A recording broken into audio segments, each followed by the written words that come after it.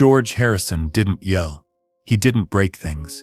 He let silence do the damage. Inside the Beatles, that silence turned into a bruise that never healed. A 15-year-old with a bus ticket and a guitar walked into a story already owned by two giants. And for years he was told where his lines should go. What happens when the quiet one finally refuses to be quiet?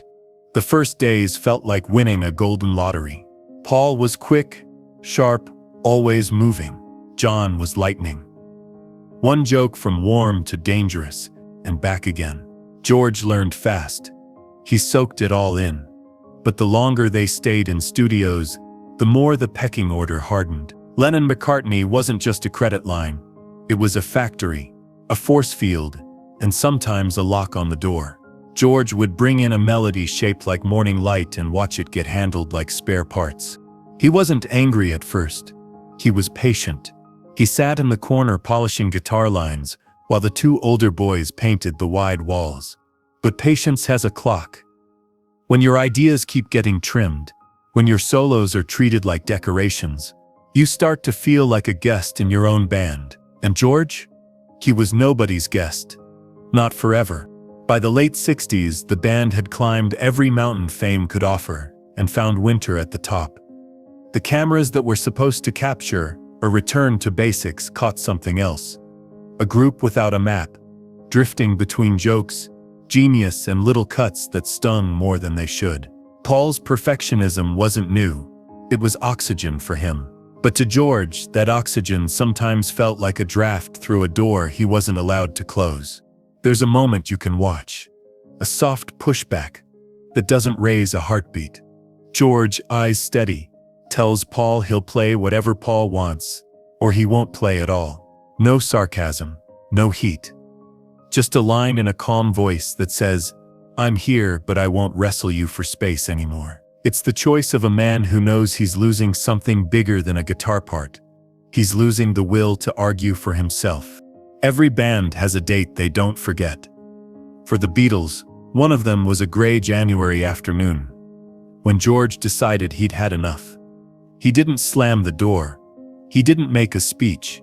He just left. A week without him stretched long and strange. People around them called it unpleasant. The word fits. Not explosive, not epic, just wrong, like family dinner with one chair missing.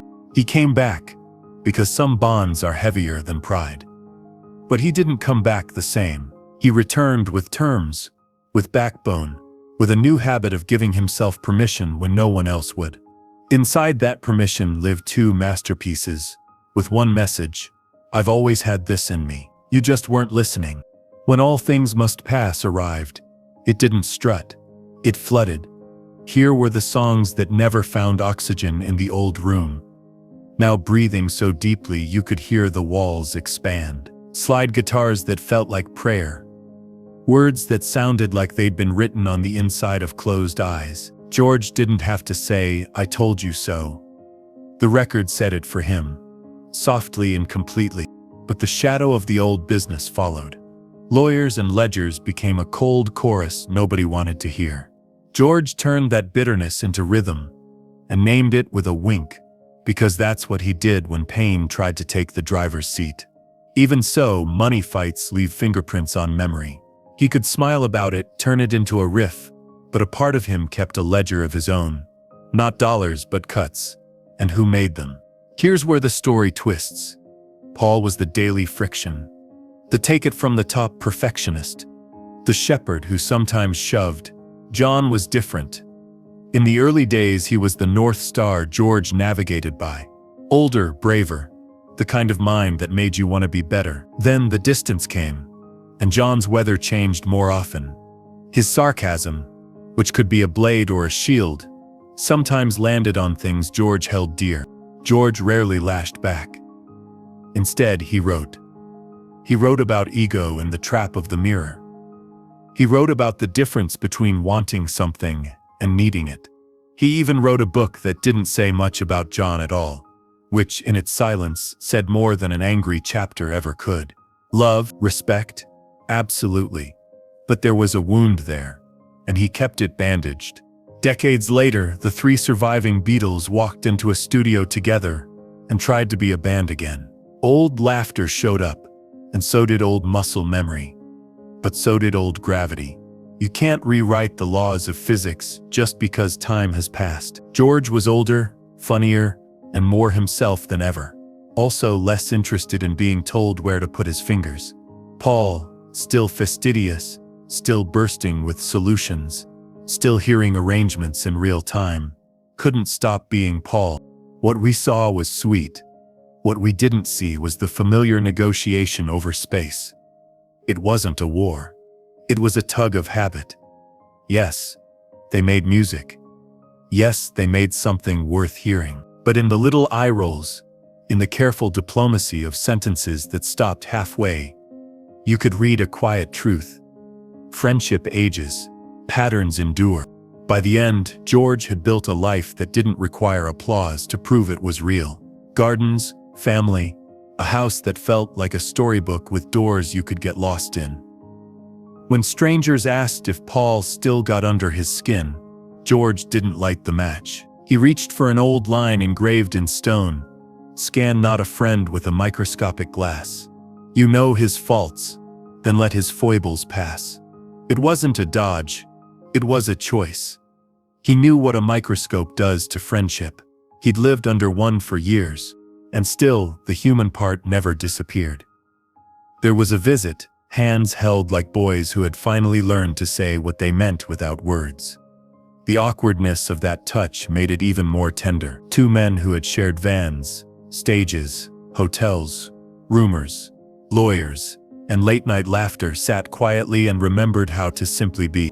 The world thought the book had closed, and then a voice from an old tape found new air. Technology separated a piano from a ghost, and suddenly the past could sing in the present tense. A final Beatles song stitched from time, care, and the kind of patience George had begged for all those years before, played like a message in a bottle.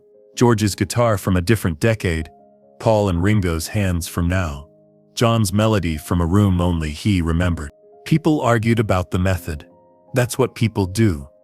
But if you listened past the headlines, you could hear something else.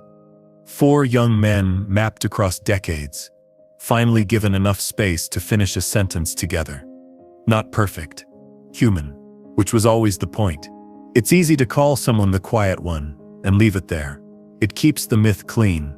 But the real story is messier, and better. George's quiet wasn't emptiness. It was a choice. A defense where shouting had no power. When Paul corrected a part for the fifth time, George felt smaller, not because he was wrong, but because being corrected had become the weather. When John drifted into other orbits, George felt colder, not because he needed permission, but because the warmth had left the room. He made peace the only way peace lasts. By removing pieces of his life that kept drawing blood. Not with scorched earth speeches, with distance, with gardens, with songs that didn't require anyone else's approval to exist. Listen again to the catalog he nudged forward when no one else would.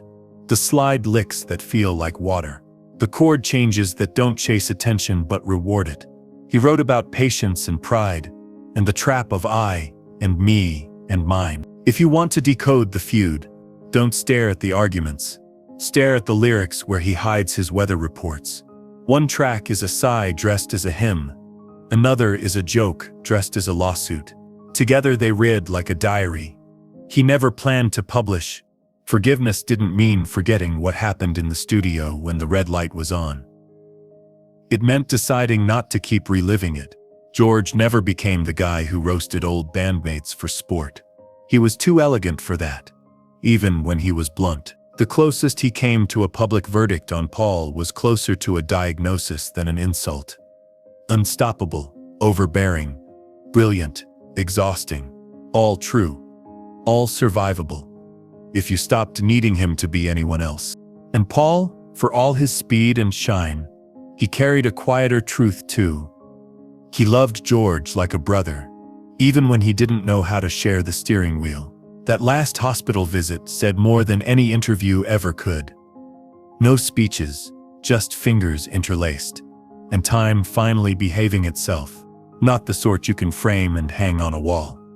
Not the Hollywood version where two men solve 20 years in 20 minutes. But the kind where you put down your microscope, remember the kid with the bus ticket guitar, and admit that everything you built together, fights included, changed the world. That kind of peace is humble. It nods. It doesn't brag. It lets the old anger drain out, like rainwater through gravel. Here's what George's life whispers, if you listen closely. Advocate for your space, even when your voice is soft. When the room won't give it, build a different room. Carry your hurt with dignity until it cools enough to touch. And when someone asks you to relive it for entertainment, give them a proverb instead. Then go back to your garden. George Harrison didn't need a shouting match to tell you how he felt.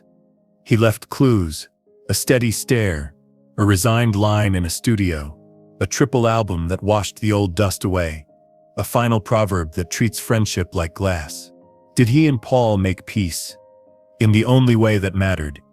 Yes, not with matching statements. With the ordinary holiness of two old friends holding hands and remembering they were boys once. Before money. Before lawsuits, before the microscope. Peace.